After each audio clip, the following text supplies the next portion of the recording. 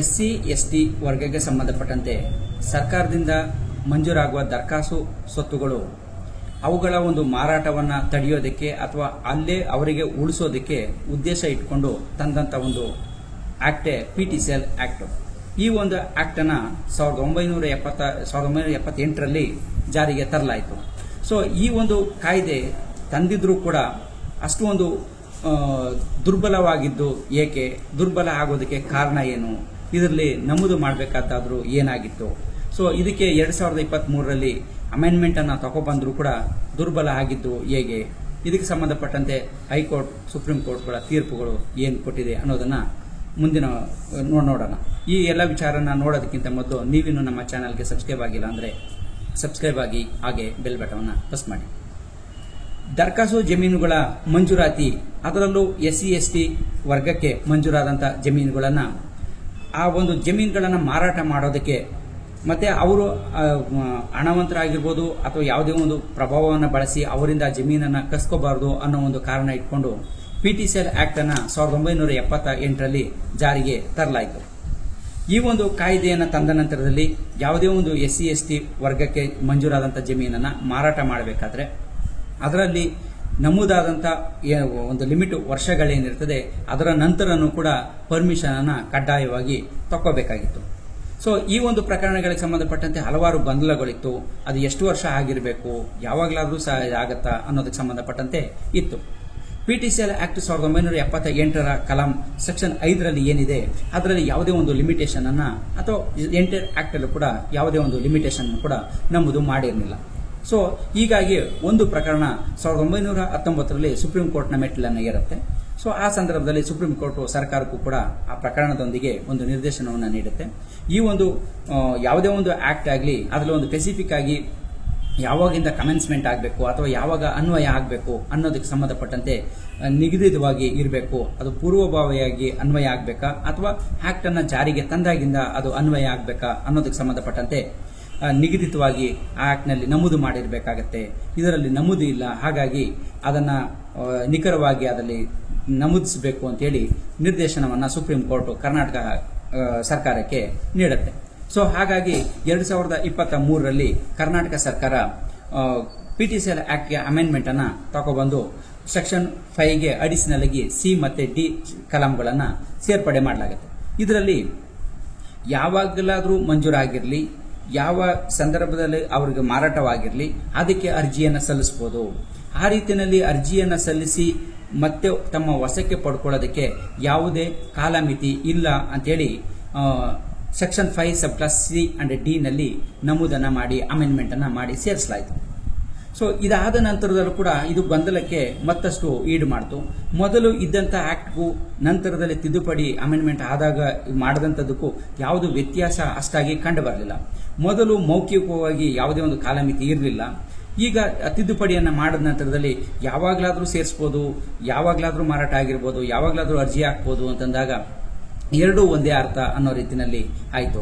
So ಹಾಗಾಗಿ ಇದಕ್ಕೆ ಸಂಬಂಧಪಟ್ಟಂತೆ ಕರ್ನಾಟಕ ಹೈಕೋರ್ಟ್ಗೆ M Manjula and others versus deputy commissioner ಈ ಒಂದು ಪ್ರಕರಣ ಬರುತ್ತೆ. ಈ ಒಂದು ಪ್ರಕರಣದಲ್ಲಿ ಇದನ್ನ ಗಮನಿಸಿದಂತ ಅಮೆಂಡ್ಮೆಂಟ್ ಆದ ನಂತರದಲ್ಲಿ ಕರ್ನಾಟಕ ಹೈಕೋರ್ಟ್ಗೆ ಬಂದಂತ ಈ ಒಂದು ಪ್ರಕರಣವನ್ನು ಗಮನಿಸಿದಂತ ಕರ್ನಾಟಕ ಹೈಕೋರ್ಟ್ ಕಾಲಮಿತಿ ಇರಬೇಕಾಗತ್ತೆ, ಹಾಗಾಗಿ ಯಾವಾಗಲಾದರೂ ಅಂತಂದ್ರೆ ಅದಕ್ಕೆ ಒಂದು ಅಸಂಬದ್ಧ ಆಗಿರುತ್ತೆ ಅಂತೇಳಿ ಈ ಒಂದು ಪ್ರಕರಣದಲ್ಲಿ 12 ವರ್ಷಗಳ ಕಾಲಮಿತಿಯನ್ನ ನಿಗದಿ ಮಾಡುತ್ತೆ. ಆ 12 ವರ್ಷಗಳ ಕಾಲಮಿತಿ ಅಂತಂದ್ರೆ ಯಾವುದೇ ಒಂದು ಸೊತ್ತನ್ನ ಮಾರಾಟ ಮಾಡಿದ್ರೆ 12 ವರ್ಷಗಳ ಒಳಗೆ ಅದನ್ನ ರಿಕವರಿ ಮಾಡ್ಕೊಳ್ಳೋಕೆ ಅಥವಾ ಅದನ್ನು ವಾಪಸ್ ಪಡ್ಕೊಳ್ಳೋಕೆ ಕಾನೂನುಬದ್ಧ ವಾರಸುದಾರರು ಅರ್ಜಿಯನ್ನ ಸಲ್ಲಿಸಬೇಕು ಅಂತೇಳಿ ಎಂ ಮಂಜುಳಾ ಈ ಒಂದು ಪ್ರಕರಣದಲ್ಲಿ ಕರ್ನಾಟಕ ಹೈಕೋರ್ಟ್ ಹೇಳುತ್ತೆ. ಸೊ ಅದಾದ ನಂತರದಲ್ಲಿ ಈಗ ಮಾರಾಟ ಮಾಡಿರ್ತಾರೆ, ತಿರ್ಗಾ ಆ ಸೊತ್ತನ್ನ ತಿರ್ಗಾ ವಾಪಸ್ಸು ತಕೊಂಡು ತಿರ್ಗಾ ನಂತರದಲ್ಲಿ ಮತ್ತೆ ಮಾರಾಟ ಮಾಡ್ತಾರೆ, ತಿರ್ಗಾ ಮತ್ತೆ ಅರ್ಜಿಯನ್ನ ಹಾಕಕ್ಕೆ ಬರುತ್ತಾ ಅನ್ನೋದಕ್ಕೆ ಸಂಬಂಧಪಟ್ಟಂತೆ ಕರ್ನಾಟಕ ಹೈಕೋರ್ಟ್ ಇನ್ನೊಂದು ಮಹತ್ವದ ಒಂದು ತೀರ್ಪನ್ನ Rudrama and others versus state of Karnataka ಈ ಒಂದು ಪ್ರಕರಣದಲ್ಲಿ ಕರ್ನಾಟಕ ಹೈಕೋರ್ಟ್ ಒಂದು ಮಹತ್ವದ ತೀರ್ಪನ್ನು ಕೂಡ ನೀಡಿತು. ಈ ಒಂದು ಪ್ರಕರಣದ ಅಂಶವನ್ನು ನೋಡೋದಾದ್ರೆ ಮೊದಲು ಮಾರಾಟವನ್ನು ಮಾಡಿರ್ತಾರೆ, ಅನಂತರದಲ್ಲಿ ಒಂದು ಅರ್ಜಿಯನ್ನು ಸಲ್ಲಿಸಿ ಆ ಸೊತ್ತನ್ನು ವಾಪಸ್ ಪಡ್ಕೊಳ್ತಾರೆ. ತಿರ್ಗಾ ಅದನ್ನು ಪಡ್ಕೊಂಡ ನಂತರದಲ್ಲಿ ಮತ್ತೆ ತಿರ್ಗಾ ಆ ಒಂದು ಲಿಮಿಟೇಷನ್ ಏನಿರ್ತದೆ ರೀಗ್ರಾಂಟ್ ಆಗಿರುತ್ತೆ ಅದನ್ನ ಮತ್ತೆ ತಿರ್ಗಾ ಅನುಮತಿಯನ್ನು ಪಡ್ಕೊಳ್ಳದೆ ಮಾರಾಟವನ್ನು ಮಾಡಿರ್ತಾರೆ. ಮಾರಾಟ ಮಾಡಿದ ತಿರ್ಗಾ ಕೆಲ ವರ್ಷಗಳ ನಂತರದಲ್ಲಿ ತಿರ್ಗಾ ಅದನ್ನೇ ಮತ್ತೆ ರೀಗ್ರಾಂಟ್ ಅನ್ನು ಮಾಡಿಕೊಡಿ ಅಂತೇಳಿ ಅರ್ಜಿಯನ್ನು ಸಲ್ಲಿಸಿರ್ತಾರೆ. ಸೊ ಇದನ್ನ AC ಅವರು ಮತ್ತು DC ಅವರು ಕೂಡ ಅದನ್ನು ವಜಾಗೊಳಿಸಿರ್ತಾರೆ. ಸೊ ಇದಕ್ಕೆ ಸಂಬಂಧಪಟ್ಟಂತೆ ಕರ್ನಾಟಕ ಹೈಕೋರ್ಟ್ಗೆ ಬಂದಾಗ ಆವಾಗ ಈ ತಿದ್ದುಪಡಿಯಲ್ಲಾಗಲಿ ಆ್ಯಕ್ಟಲ್ಲಾಗಲಿ ಎರಡೆರಡು ಬಾರಿ ಕಾನೂನು ಬಾಹಿರವಾಗಿ ಅಂದರೆ ಮೊದಲು ಮಾರಾಟ ಮಾಡಿದಾಗ ಅದು ಅನ್ವಯ ಆಗುತ್ತೆ, ಎರಡನೇ ಬಾರಿ ಕೂಡ ಮಾರಾಟ ಮಾಡಿದಾಗಲೂ ಕೂಡ ಈ ಕಾಯ್ದೆಯನ್ನು ಅನ್ವಯ ಮಾಡಬೇಕು ಅಂತೇಳಿ ಆ್ಯಕ್ಟಲ್ಲಿ ಎಲ್ಲೂ ಇಲ್ಲ ಅಂತೇಳಿ ಸೊ ಹೇಳಿ ಈ ಒಂದು ರುದ್ರಮ್ಮ ಕೇಸ್ ಏನಿದೆ ಇದರಲ್ಲಿ ಸ್ಪಷ್ಟವಾಗಿ ಹೇಳಿ ಅವರ ಒಂದು ಅರ್ಜಿಯನ್ನು ತಳ್ಳಿ ಹಾಕತ್ತೆ. ಸೊ ಈ ಎಲ್ಲ ಗೊಂದಲಗಳನ್ನು ನೋಡಿದಾಗ ಈ PTCL ಕಾಯ್ದೆ ಇಷ್ಟೊಂದು ದುರ್ಬಲವಾಗಿದೆಯಾ ಅನ್ನೋದು ಇಲ್ಲಿ ಮುಖ್ಯವಾಗಿ ನೋಡ್ಬೋದಂತ ಒಂದು ಅಂಶ ಆಗಿದೆ. ಸೊ ಏಕೆ ಅಂತಂದ್ರೆ ಇಲ್ಲಿ ಈ ಒಂದು ಆಕ್ಟಲ್ಲಿ ಅಮೆಂಡ್ಮೆಂಟಲ್ಲೇ ಆಗಿರಲಿ ಆಕ್ಟನ್ನು ತಂದಾಗಲೇ ಆಗಿರಲಿ ಅದಕ್ಕೊಂದು ನಿಗದಿತವಂತ ಒಂದು ಯಾವಾಗ ಪ್ರಾರಂಭ ಆಗಬೇಕು ಅನ್ನೋದು ಸ್ಪೆಸಿಫಿಕ್ ಆಗಿ ಅದರಲ್ಲಿ ನಮೂದು ಮಾಡದೇ ಇರುವಂತಹದ್ದು, ಅಥವಾ SC/ST ವರ್ಗಕ್ಕೆ ಆದರೂ ಕೂಡ ಅವರು ಮನಸೋ ಇಚ್ಛೆ ಕಾನೂನು ಬಾಹಿರವಾಗಿ ಎಷ್ಟರಿ ಆದರೂ ಮಾರಾಟ ಮಾಡಿ ಯಾವಾಗಲಾದರೂ ಅರ್ಜಿ ಸಲ್ಲಿಸಬಹುದು ಅನ್ನೋದಕ್ಕೆ ಅವಕಾಶವನ್ನು ಮಾಡಿಕೊಟ್ಟಿರುವಂಥದ್ದು. ಕಾನೂನು ಬಾಹಿರವಾಗಿ ಮಾರಾಟವನ್ನು ಮಾಡಿದ್ರೆ ಅದರ ಸ್ವಾಧೀನವನ್ನು ಪಡ್ಕೊಂಡ್ರೆ ಆಗ ಏನು ಮಾಡಬೇಕು, ಕಾನೂನಿನ ಮಿತಿಯಲ್ಲಿ ಪಡ್ಕೊಳ್ಳದೇ ಇದ್ರೆ ಅಥವಾ ಕಾನೂನು ಬಾಹಿರವಾಗಿ ಪಡ್ಕೊಂಡಿದ್ರೆ ಆವಾಗ ಏನು ಮಾಡಬೇಕು, ಮತ್ತೆ ಕಾನೂನಿನ ಪದೇ ಪದೇ ಉಲ್ಲಂಘನೆ ಮಾಡಿದ್ರೆ ಅಂತ ಸ್ವತ್ತನ್ನ ಸ್ವಾಧೀನವನ್ನ ಸರ್ಕಾರ ಪಡ್ಕೋಬೇಕಾ, ಅವರಿಗೆ ಕಾನೂನುಬದ್ಧ ವಾರಸುದಾರರಿಗೆ ಕೊಡಬೇಕಾ ಅನ್ನೋದು ಸಂಬಂಧಪಟ್ಟಂತೆ ಎಲ್ಲೂ ಕೂಡ ಈ ಒಂದು ಆಕ್ಟ್ ಅಲ್ಲಿ ಇಲ್ಲದೆ ಇರೋದೇ ಈ ಒಂದು ಆಕ್ಟ್ ನ ಒಂದು ಸಂಪೂರ್ಣವಾದಂತಹ ಒಂದು ದುರ್ಬಲತೆ ಅಂತ ಹೇಳ್ಬೋದು. ಸೊ ಹಾಗಾಗಿ ಈಗಲೂ ಕೂಡ ಈ ಒಂದು SC/ST ಪ್ರವರ್ಗಕ್ಕೆ ಏನು ಸರ್ಕಾರದಿಂದ ಮಂಜೂರಾದಂತಹ ದರಖಾಸ್ತು ಜಮೀನುಗಳಿದೆ ಇದನ್ನ ಉಳಿಸಬೇಕು, ಅದನ್ನ ಆ ಒಂದು ಜನಾಂಗ ಏನಿದ್ದಾರೆ ಅವರಿಗೆ ಈ ಜಮೀನು ದಕ್ಕುವಂತೆ ಮಾಡಬೇಕು ಅನ್ನೋ ಒಂದು ಮನಸ್ಸನ್ನ ಸರ್ಕಾರ ಮೊದಲು ಮಾಡಬೇಕು. ಯಾಕಂದ್ರೆ ಮನಸ್ಸೋ ಇಚ್ಛೆ ಯಾವುದೋ ಒಂದು ರೀತಿಯಲ್ಲಿ ಏನೋ ಒಂದು ಮಾಡ್ತೀವಿ ರಾಜಕೀಯ ಉದ್ದೇಶಕ್ಕಾಗಿ ಮಾಡ್ತೀವಿ ಅಂತಂದ್ರೆ ಆವಾಗ ಕಾನೂನು ಅಷ್ಟು ಪ್ರಬಲವಾಗಿರೋದಿಲ್ಲ. ಸೊ ಈ ಒಂದು ಕಾನೂನನ್ನು ಪ್ರಬಲ ಮಾಡುವಂತ ಒಂದು ಇಚ್ಛಾಶಕ್ತಿ ರಾಜಕೀಯ ಪಕ್ಷಗಳಿಗೂ ಸರ್ಕಾರಕ್ಕೂ ಕೂಡ ಇರಬೇಕಾಗಿರುತ್ತೆ. ಸೊ ಇದು ಇಲ್ಲದೆ ಇರೋದ್ರಿಂದಲೇ PTCL ಆಕ್ಟ್ ಇಷ್ಟು ದುರ್ಬಲ ಆಗಿರೋದು, ಇದರ ಮೇಲೆ ಇಷ್ಟು ಪ್ರಕರಣಗಳು ದಾಖಲಾಗ್ತಾ ಇರುವಂತದ್ದು ಇದೆಲ್ಲ ಆಗಿದೆ. ಸೊ ಹಾಗಾಗಿ ಈಗಲೂ ಕೂಡ ಸರ್ಕಾರ ತನ್ನ ಒಂದು ಇಚ್ಛೆಯನ್ನ ಇದರಲ್ಲಿ ವ್ಯಕ್ತಪಡಿಸಿ ಆ ಒಂದು ವರ್ಗಕ್ಕೆ ಆಗುವಂತ ಅನ್ಯಾಯವನ್ನ ಇಲ್ಲಿ ತಡಿಬೇಕು ಅನ್ನೋದಾದ್ರೆ, ಅಥವಾ ಮಾರಾಟ ಮಾಡದವರಾಗಿರ್ಲಿ ಅಥವಾ ಪಡ್ಕೊಂಡಂತವರಾಗಿರ್ಲಿ ಯಾರಿಗೇ ಆಗಿರ್ಲಿ ಒಂದು ಅನ್ಯಾಯ ಆಗಬಾರ್ದು ಅನ್ನೋದಾದ್ರೆ ಇದರಲ್ಲಿ ಕೆಲವೊಂದು ಪ್ರಮುಖವಾದಂತಹ ಒಂದು ಅಂಶಗಳನ್ನ ತಿದ್ದುಪಡಿಯನ್ನ ಮಾಡಿ ಇದಕ್ಕೆ ಸೇರಿಸಿದಾಗ ಇದಕ್ಕೆ ಒಂದು ತಿಲಾಂಜಲಿಯನ್ನ ಈ ಗೊಂದಲಗಳಿಗೆ ಮತ್ತೆ ಕಾನೂನಿನ ದುರ್ಬಲತೆಗೆ ಒಂದು ತಿಲಾಂಜಲಿಯನ್ನ ಹಾಡಬಹುದಾಗಿರುತ್ತೆ.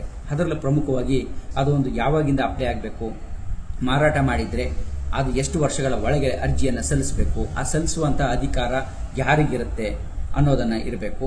ಕಾನೂನು ಬಾಹಿರವಾಗಿ ಮಾರಾಟ ಮಾಡಿ ಅದರಿಂದ ಲಾಭವನ್ನು ಪಡ್ಕೊಂಡಿದ್ರೆ ಅಂತಹ ಸ್ವತ್ತುಗಳನ್ನು ಸರ್ಕಾರ ಪಡ್ಕೋಬೇಕಾ ಅಥವಾ ಮತ್ತೆ ಅವರಿಗೆ ಮಂಜೂರನ್ನ ಮಾಡಬೇಕಾ ಅನ್ನೋದು ಎರಡನೇ ಅಂಶವಾಗಿ, ಮತ್ತೆ ಸ್ವತ್ತನ್ನ ಯಾರು ಪಡ್ಕೊಂಡಿರ್ತಾರೆ ಅವರು ಕಾನೂನು ರೀತಿಯಲ್ಲಿ ಪಡ್ಕೊಂಡಿದ್ದಾರಾ ಅಥವಾ ಕಾನೂನನ್ನು ಬಾಹಿರವಾಗಿ ಪಡ್ಕೊಂಡಿದ್ರೆ ಅವರಿಂದ ಸ್ವತ್ತನ್ನ ವಾಪಸ್ ತಗೋಬೇಕಾ ಅಥವಾ ಸರ್ಕಾರದ ವಶಕ್ಕೆ ತಗೋಬೇಕಾ ಅಥವಾ ಮಾರಾಟ ಮಾಡಿದವರ ವಶಕ್ಕೆ ಕೊಡಬೇಕಾ ಅನ್ನೋ ಮೂರನೇ ಒಂದು ಈ ಅಂಶವಾಗಿ ಈ ಎಲ್ಲಾ ಗೊಂದಲಗಳಿಗೆ ಒಂದು ತಿಲಾಂಜಲಿಯನ್ನ ಸ್ಪಷ್ಟವಾಗಿ ಕಾನೂನಿನಲ್ಲಿ ನಮೂದು ಮಾಡಿದಾಗ ಈ ಒಂದು PTCL ಅಲ್ಲಿ ಇರುವಂತಹ ಒಂದು ದುರ್ಬಲತೆಯನ್ನ ಹೋಗಲಾಡಿಸಿ ಒಂದು ಸದೃಢ ಆಕ್ಟ್ ಆಗಿ ಮಾಡಬಹುದು ಅನ್ನೋದು ಈ ಒಂದು ಅಂಶಗಳಿಂದ ನೋಡಬಹುದಾಗಿದೆ. ಸೊ ಈಗಾಗಲೇ ನಾನು ಹೇಳಿದಂತೆ ರುದ್ರಮ್ಮ ಪ್ರಕರಣ ಆಗಿರ್ಬೋದು, ಮಂಜುಳಾ ಪ್ರಕರಣ ಆಗಿರ್ಬೋದು, ಈ ಒಂದು ಪ್ರಕರಣದ ಲಿಂಕ್ಗಳನ್ನು ಡಿಸ್ಕ್ರಿಪ್ಷನ್ ಬಾಕ್ಸ್ ಅಲ್ಲಿ ಕೊಟ್ಟಿರ್ತೀನಿ. ಆ ಲಿಂಕ್ ಮೇಲೆ ಕ್ಲಿಕ್ ಮಾಡಿ ಆ ಪೂರ್ತಿ ಜಡ್ಜ್ಮೆಂಟ್ ಅನ್ನು ಕೂಡ ನೋಡಬಹುದಾಗಿರುತ್ತೆ.